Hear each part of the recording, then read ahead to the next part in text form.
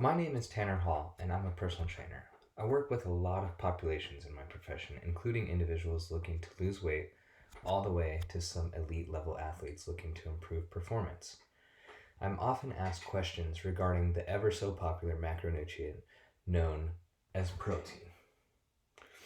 Protein is known to play a major role in the muscles in many aspects. A question I was asked recently came from a 250-pound, 19-year-old football player. The question was, "Hey coach, I'm home from college for 3 months before will return for my baseline test for size, speed, and strength using the major lifts and general NFL combine tests. My coaches think I'm at a good weight, so I do not have any restrictions, but I would like to gain muscle without putting on too much body fat. I'm currently drinking about 60 grams of protein in my whey protein shakes and eating about 150 grams of protein throughout the day, but mostly at dinner. Should I be eating more protein or can I get the same benefits from drinking these shakes?" First, I'd like to say thank you to this young athlete for coming to me for advice on this topic. Although I'm not a nutritionist, so I will not give you a diet or any specific plan to follow, I will tell you my own personal experience from protein, as well as what some of the research studies I have found demonstrate in their findings. First, I will say that I have had many years of trying to find out how I could get enough protein to notice results, and I think I had my most success when I ensured that I was balancing my protein throughout every meal throughout the day, including a shake here and there to mix it up in order to get about 1 gram of protein per 1 pound of body fat. Or 1 pound of body weight, I guess I should say. I felt this made it easier for me to obtain these high levels of protein in my body that I needed to recovery without feeling like I had to drink 3 shakes at the end of the day just to match this magic number that I had created. I also applaud you for understanding that these changes are not going to happen overnight. As you mentioned, you have 3 months before being retested because consistency is going to be a factor in noticing and making the right changes. As for the research, there are many findings regarding the topic, and these cover a wide range of benefits and the effects of protein. In your case, you're young and healthy, so you won't be using a high protein diet for weight loss. But there have been findings that demonstrate how effective protein can be in weight loss and helping to maintain that weight loss. In an article posted by Tom Malone in 2016, he writes how important muscle protein synthesis is.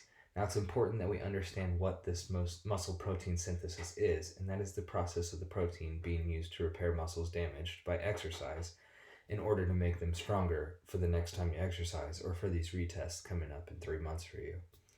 In the article, he writes about the importance of getting all 16 essential amino acids in your protein in order to stimulate the muscle protein synthesis.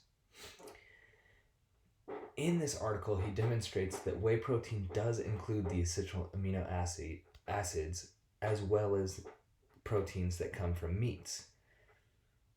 Well, proteins that come from your plants may not include all of the 16 essential amino acids in order to promote this protein synthesis in your body.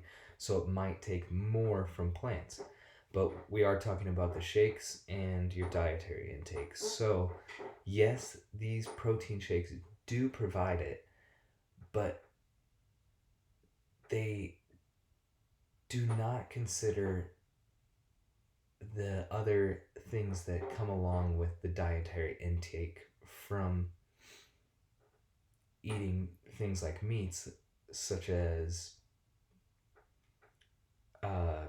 essentials like vitamins, minerals, carbs, and healthy fats that further help with recovery and with everyday life and energy and everything that you need to do in order to maintain this high level of performance and proper brain function, body function, everything in your life.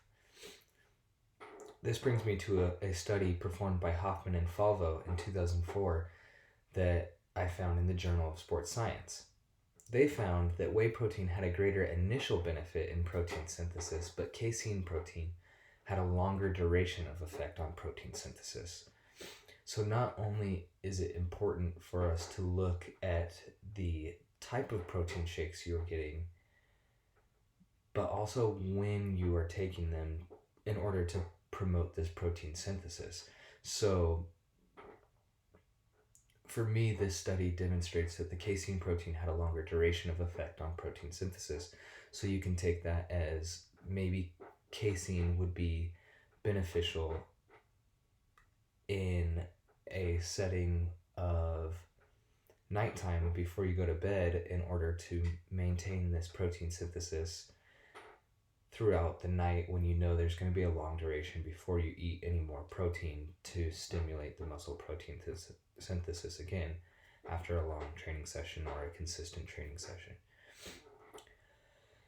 They wrote in the article that a combination of these with the right timing could be beneficial, or small frequent doses of whey protein could be beneficial because of the initial greater benefit that it provides. They also make sure in the article that it is important that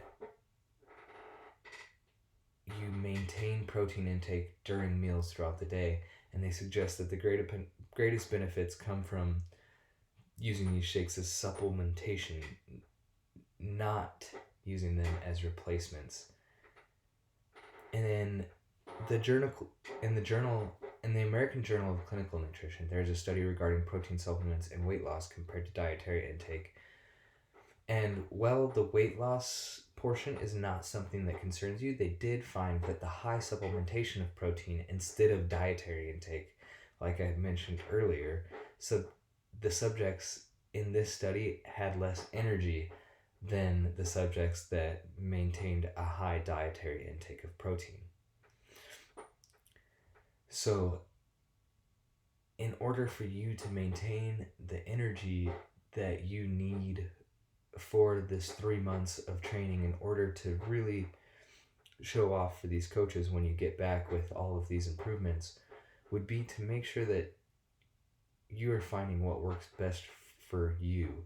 You're lucky enough to have time to see how your body feels and change the way you eat, and when you do take your shakes to hit your desired amount of protein, as they do have a benefit and they do promote the muscle protein synthesis that is required to recover and to rebuild your muscles after exercise. But you will notice that a plan that you find from somebody successful on YouTube, or even somebody like me that is your coach, isn't going to be the same plan that works best for you. So you're going to have this time of taking this information and using it as best as you can to start this first plan, and then as you feel what is working best for you, you can make these small changes and continue to ask people for their advice, and just understand that the research is there, but it is your body and it is going to be your choices and your consistency that makes the difference between you being successful with this protein or not.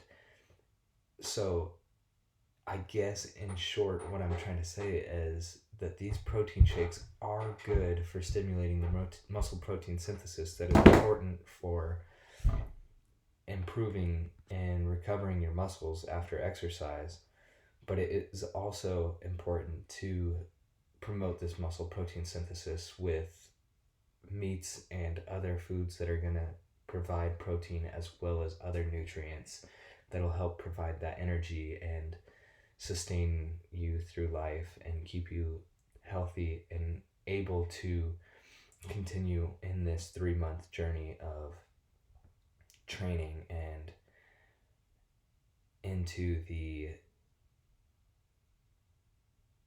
next step of going back to college and testing for these coaches.